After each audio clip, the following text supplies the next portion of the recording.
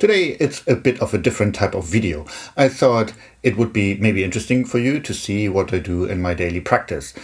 This won't be a 2-hour or 4-hour long video. Don't worry about that. I'll just do the initial maybe 20 minutes or so that I spent on Rubuki and on some technical exercises, and you can just follow along if you like. Maybe join me in playing. Or just watch me try to improve at this fantastic instrument. In between, I'll stop and make some explanations so that you get some context of what's going on. But apart from that, it's just pretty much me practicing. You wouldn't get this from any other guy. Maybe you saw the video I made on how to practice. I'll link that up as always. I think it's up here in this corner. I never know which corner to point to. So you can hear me talk a bit about practice in general and what to do and how to structure a practice and all that. But enough talking. I'll start my practice now. The first is always 10 minutes of Rubuki.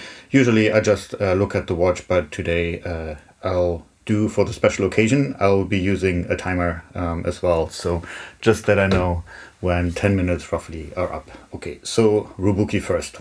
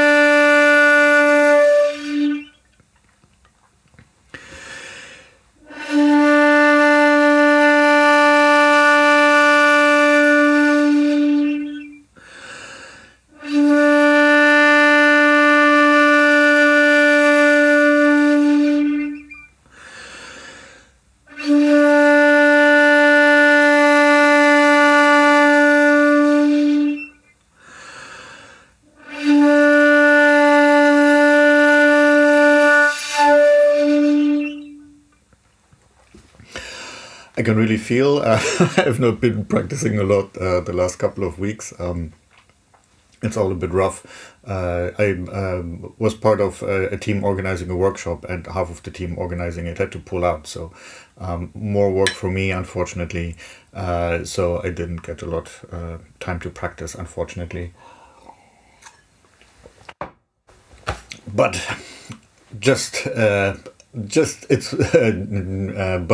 it's more important than ever to do some good Rubuki in these situations. So.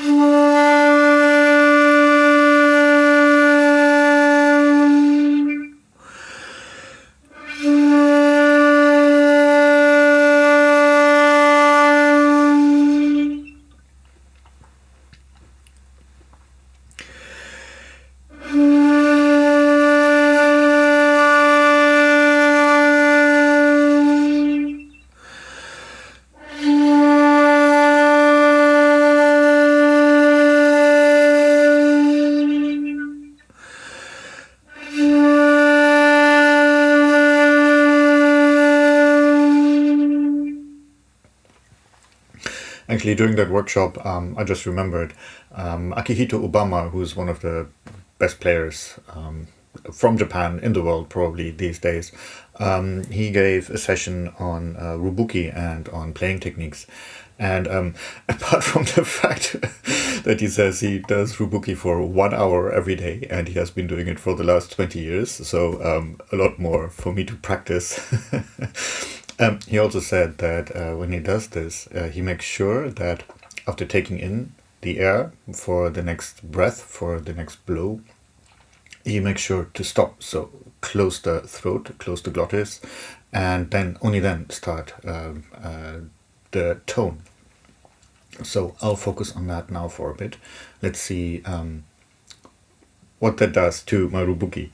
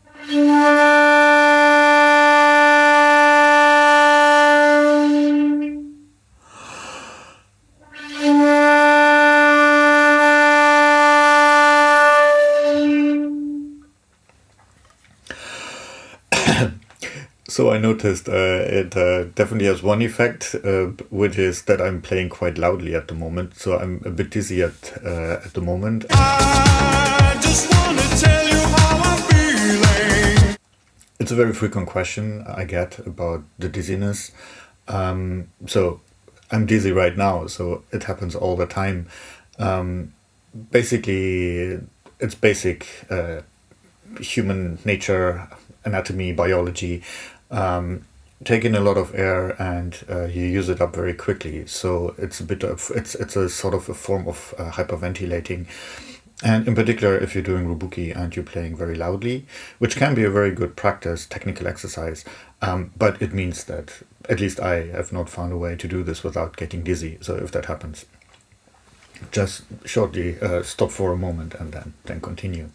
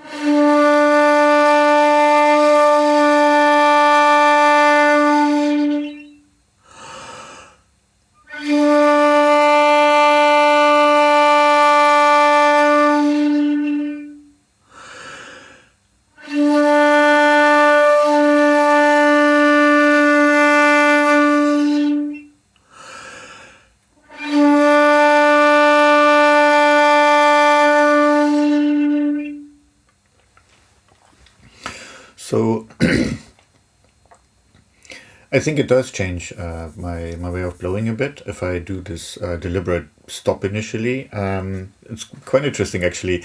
I think I'm doing it anyway, but it's a longer pause I have now before I start the out breath. So it's a good technique. Yeah, I'll definitely practice this more. Just generally talking about Rubuki, it's a great way to, or it's a great opportunity to look at different aspects of each breath, of each tone, of each phrase that you play. So this here would now be a case of focusing very much on the start of the sound, how to initiate it, to make it clean, and all that stuff. Then you have sort of the shape, the overall volume shape that you're using, which you can pay attention to. Then they can play it at different volumes, so very quiet Rubuki is very good, and as well as very loud Rubuki. So you want to have a very, or as wide a range of skills as possible. So then when you play a piece, you can choose what you're using. So doing this in Rubuki is very useful. It's a very good exercise. And also, of course, the tail at the very end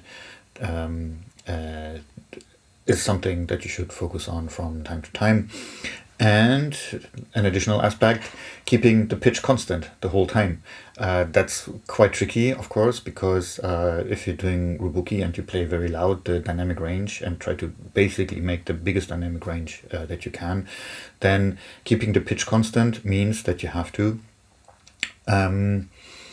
adapt to meri and kari position so that the pitch stays constant despite the big difference in volume. So, or loudness, yeah, anyway. So this was already a bit more than 10 minutes, but I've been talking in between. So I'll do a bit more.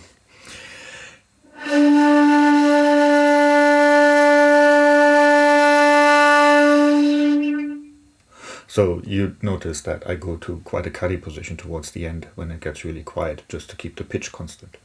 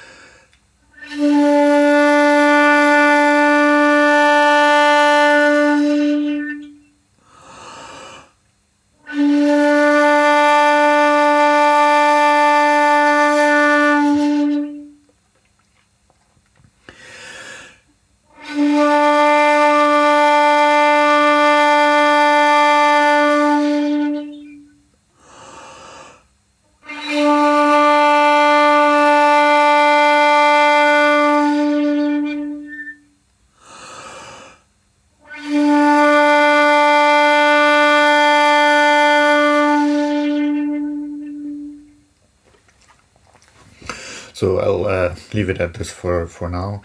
There is a video on the channel somewhere, again I'll put up a link here, there, where I'm just playing Rubuki on the 1.8. So I find it can be very useful to play with somebody else. If you're taking lessons from me, you know that at the start we always play Rubuki together. This is it's not my idea, it's a it's a very typical thing to do at the start of a lesson, and at the start of a practice session as well. So let me stop my timer, but please do Rubuki at the start of your practice. This is a very good idea. And if you have been wondering why I'm bouncing a bit, I'm using my balance pad to stand on, which is very good, especially if you spend a lot of time on the computer every day. So you can combine playing shakuhachi with doing a bit for your back. So this is I found this really good. It relieves a lot of stress in my back. Anyway, this is more a life hack. This is not about shakuhachi playing. So this was Rubuki, first thing I always do. Then the next thing is that I go through all the notes on the shakuhachi, and I do this in the pattern 2 up, 1 down, 2 up, 1 down, 2 up, 1 down. This is an exercise I adopted from the book by John Neptune. Do I have it here? which I talked about in a video, this very nice book here, which I talked about in a video a few weeks ago as well. So this is an adapted exercise from that. So I just go from Otsunuro to Go no Ha.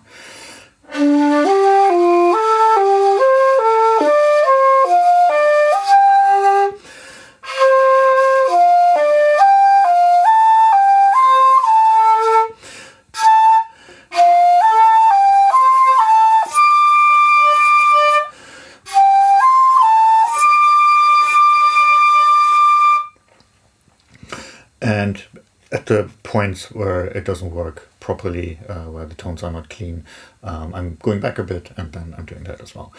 The goal here for me is not to get everything perfect, but really just to refamiliarize myself with the instrument again. Then going back down again, starting from Go no Hi, going down 2, going back up 1, going down 2, going up back 1, and so on. So.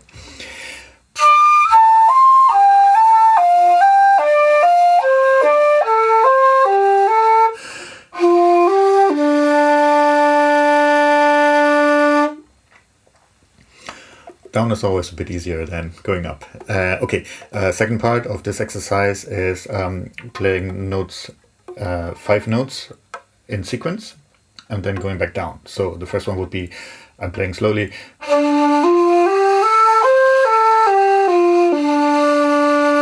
Then starting with the next note. So the first one would start with Ro, the next one would start on Su. And so on again, up until you get to Go no Ha. So that's the second part.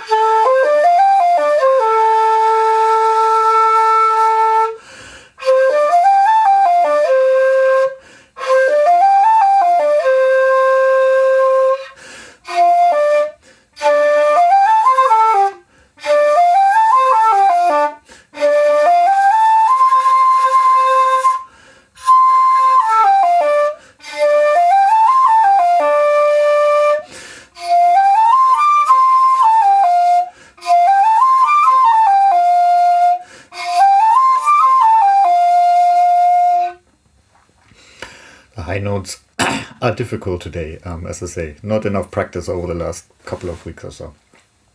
So the same, going down again, starting from Go no Ha, going down 5 notes and then going back up.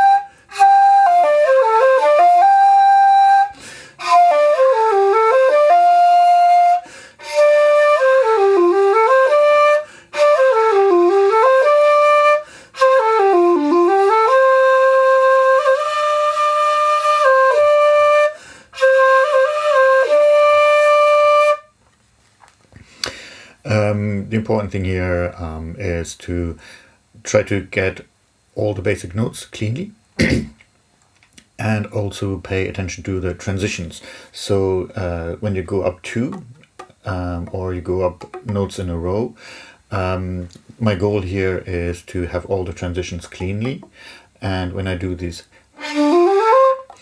type of exercise, I'm trying to make all the notes the same length. So this basically means that I'm trying not to favor any particular finger, because the index finger is a very strong finger, the ring finger is a very weak finger, and these are basically the fingers that we're using, at least on the front. So getting a balance between these fingers requires some attention. It's not rocket science, it just requires some attention. So I'm using this exercise for that purpose, among others. Okay, so that was the second technical exercise. Now on to practicing meri. there are so just let me repeat this. I've probably said this many times. Gotta make you understand. Two main things you have to practice for shakuhachi. One is tone color, which you can work on very well with Rubuki. The second one is pitch control, and this is especially what this meri exercise is for. So there are two patterns that I do. One is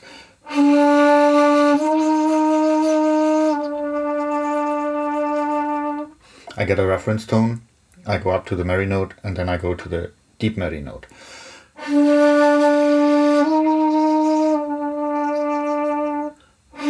And then I can check again with the reference note if I'm not sure if I hit it correctly.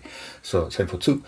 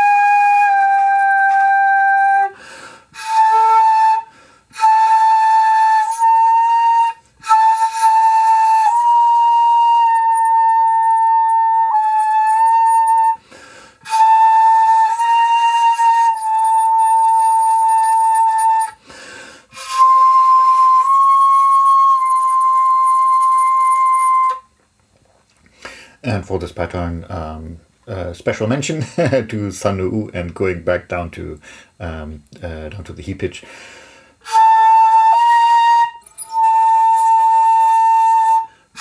Sorry, chi pitch, not he pitch, chi pitch.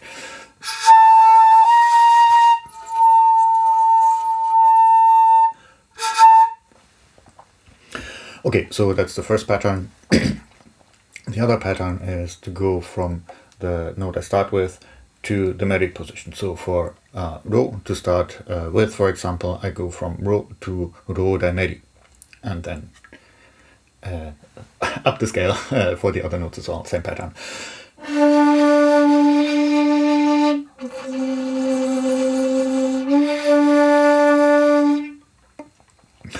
For this one, if you want to check the pitch of ro dai meri, you can do it with re. It's 1 octave higher, but it's the same pitch.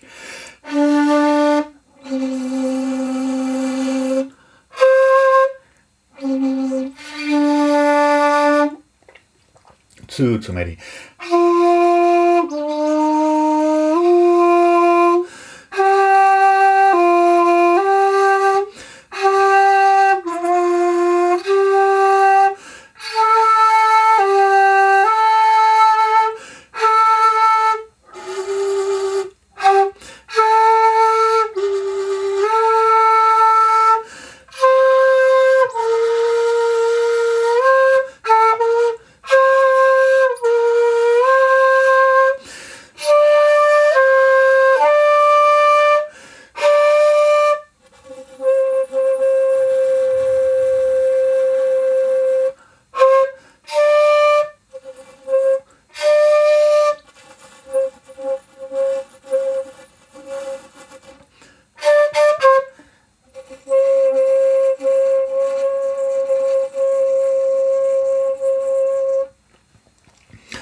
The most difficult note on the shakuhachi, ro dai meri and kan, same pitch as re.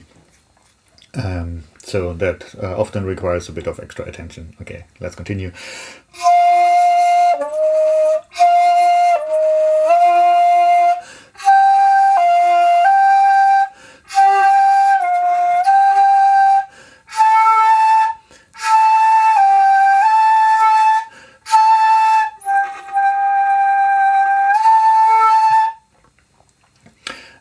This chi dai meri and kan Also is alternate fingering with Ru.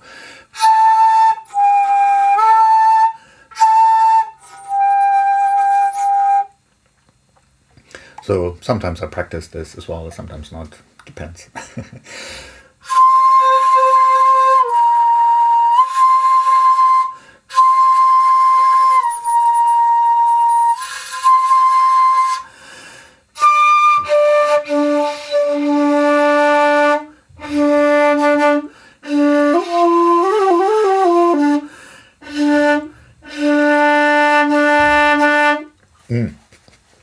Okay, so that was the meri practice. That's the minimum on meri practice I'm doing every day. Depending on the piece I'm working on at the moment, it can be quite a lot more. But for today, that should be enough. That shall be enough. Okay, the last thing in this secret initial phase of my shakuhachi practice is that I play Honshirabe, and yeah, I'll just do this now as well. So.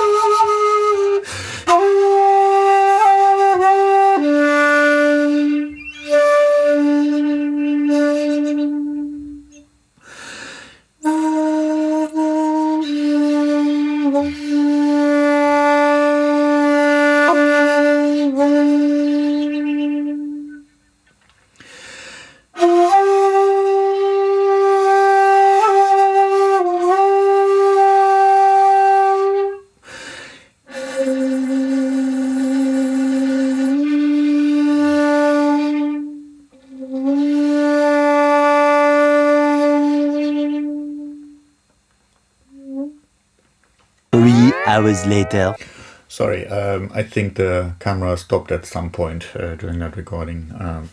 Never mind. It's not about the performance this year anyway. So I play Honshirabe at this point in my practice. This finishes the initial stage of my daily practice. I've been doing this same routine for pretty much the last 10 years, or I don't know, 8 years or something like that. Maybe not quite from the start, but I've been doing this very long. I'm not saying this is the best practice, so of course it's my secret super technique for becoming a good shakuhachi player. I'm not. I honestly don't know if I'm good. I never would claim that about me. But anyway, I personally find this routine very useful. This is really just to give you an example, to give you some ideas on how you could structure your own daily practice. I've already said Rubuki is very important, meri practice is very important. These two things, all the other things, make up your own. See what works best for you. I'm not sure if I already mentioned this. I just remembered that I have on my channel a video where I play 10 minutes of Rubuki. So, oh yeah, I think I already talked about this. So if you want to play, if you want to have somebody to play Rubuki with, just use that video. That might be useful. The first years I found it quite useful having a recording of somebody playing Rubuki and just playing along with that. If you like these types of videos where it's more improvised, where I'm not editing a lot or anything at all, I'm not really sure how this will turn out. Please join me on Patreon. I'm making a video of this type where I talk about a piece and give a mini performance, but it's all really not scripted. It's more this direct talking to a camera. So if you like this type of video where I'm rambling a bit, but it's not quite so polished, but you get a bit more context, a bit more background information, please join me on Patreon. Any support there would be fantastic. Thanks so much. You can also give me a super thanks actually on YouTube. Maybe I'll start some channel memberships here as well. If any of those are of interest to you, please let me know.